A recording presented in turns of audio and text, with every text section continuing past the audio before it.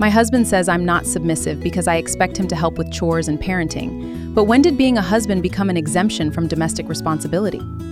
But when your husband is working all day to provide for the family, shouldn't you acknowledge that contribution too? Of course. But providing money doesn't make someone exempt from being a parent.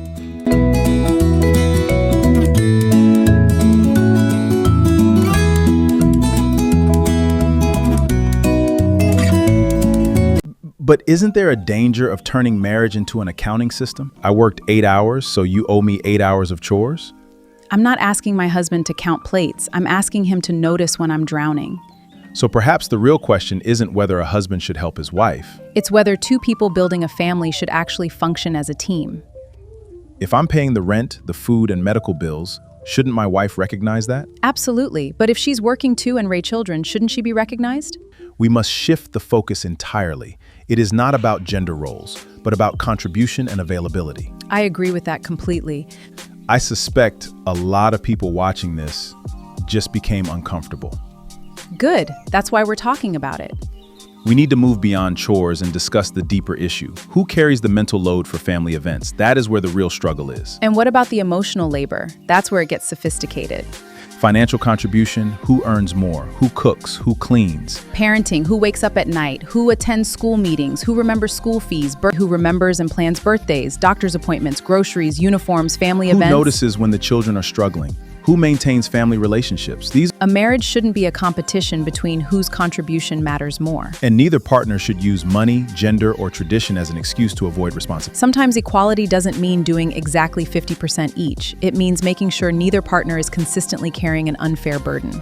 So, should a husband help with chores and parenting? Here's where I stand. Work, chores, and parenting should be divided according to schedules and capacity, not simply gender. But what happens when traditional roles actually work for a couple?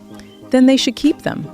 The problem isn't traditional roles. The problem is forcing roles on people who can't sustain them.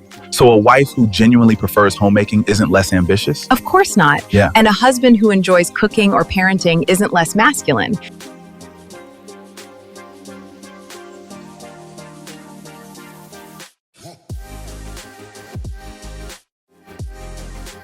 Now, you've touched something deeper. Sometimes we're not protecting marriage.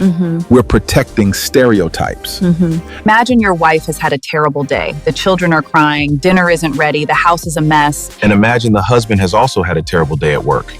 Then perhaps the question shouldn't be, whose job is this? Maybe it should be, who has more capacity right now? Exactly. Marriage requires flexibility. Sometimes one carries more because the other is struggling. And tomorrow, the roles may reverse. And on the other hand, if one partner says, that's women's work or that's men's work, resentment can quietly grow. Exactly. One extreme creates scorekeeping, the other creates entitlement. So perhaps equality in marriage doesn't always mean 50-50. It means neither person is consistently carrying an unfair burden. Dinner is almost ready. Let's try this one. I see, that makes sense. So how should couples actually divide responsibilities? Start with your schedules. Who has more time? Who has more energy? What does each person naturally handle well? There we go. What a good helper. We're almost done here. Then talk about the things nobody wants to do: cleaning, laundry, school runs, bedtime, cooking. And revisit the arrangement when life changes. A new job, illness, or financial pressure can change what fairness looks like.